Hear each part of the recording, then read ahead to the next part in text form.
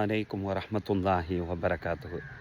பொதுவாக நம்ம அரசியல்வாதிக நம்மளை எப்படி பழக்கி வச்சுருக்கிறாங்கன்னு சொன்னால், ஏழையிலிருந்து அவர் பணக்காரராக இருந்தாலும் கூட ஒரு இலவசமாக ஒன்றை தருகிறார்கள் என்று சொன்னால் உடனே என்ன செய்வோம், முண்டி அடித்து வரிசையில் நின்று அதை வாங்குறதுக்கு முயற்சி பண்ணுவோம். இந்த மாதிரி தான் மதீனாவை ஆண்ட நபிகள் நாயகம் ஸல்லல்லாஹு அலைஹி வஸல்லம் அவர்கள் தன்னுடைய தோழர்களை எப்படி பயன்படுத்தி வைத்திருந்தார்கள் என்று சொன்னால், நன்மை என்ற ஒரு விஷயத்தை முன்வைத்து, சொர்க்கம் என்பதை முன்வைத்து, அதற்காண்டி போட்டியிடக்கூடிய மக்களாக அந்த மக்களை தயார்படுத்தி வைத்திருந்தாங்க. அதுதான் இஸ்லாம் நம்மளுக்கு நன்மையான விஷயங்களை அதிகமாக சொல்லி அதை செய்ய தூண்டுவதனுடைய காரணமும் அதுதான்.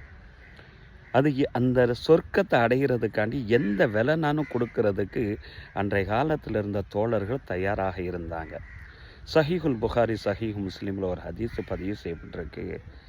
நபி ஸல்லல்லாஹு அலைஹி வஸல்லம் அவர்கள்ட்ட ஒரு தோழர் வருகிறார். ஃபஸ்தஅதனஹு ஃபில் ஜிஹாத், ஜிஹாதுக்கு அனுமதி கேட்குறார். ஜிஹாதுன்னா என்ன? இறைவனுடைய பாதையில் அறப்போர் புரிந்து உயிர் தியாகம் செய்வதற்கு அவர் அனுமதி கேட்கிறார். அப்போ நபிகள் நாயகம் ஸல்லல்லாஹு அலைஹி வஸல்லம் அவர்களுடைய சூழ்நிலையை அறிந்து, ஹய்யுன் வாலிதக, உன்னுடைய பெற்றோர்கள் உசுரோடு இருக்கிறாங்களான்னு சொல்லி கேட்குறாங்க. நாம் என்று அந்த தோழர் சொல்லுகிறார். ஃபீஹிமா, வீரர்களில் ஜிஹாத், நீ அறப்போர் புரி, அவர்களுக்கு உபகாரம் செய்கின்றார்கள் நபி ஸல்லல்லாஹு அலைஹி வஸல்லம் அவர்கள்.